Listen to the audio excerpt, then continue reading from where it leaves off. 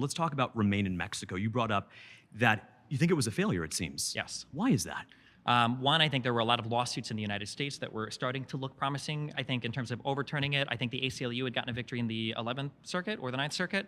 And then also because just the number of people that were being kept out from Remain in Mexico, I want to say the total number over, I think it was like 3 years, was like 30 or 40,000. It wasn't that many altogether. But isn't that actually a sign of its success because it was a successful deterrent? Think about it this way, Stephen.